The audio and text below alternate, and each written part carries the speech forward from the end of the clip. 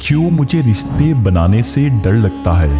अस्सलामुअलैकुम नाजरीन, मैंने जब से लोगों को जिंदगी में आने के बाद जिंदगी से जाते देखा, रिश्ता बनने के बाद टूटते देखा, तब से मुझे डर लगने लगा कि रिश्ता बनाने से पहले लोग आपकी जिंदगी में आते हैं। जब आपको उनकी आदत हो जाती है, वो आपको छोड़कर चले जाते हैं।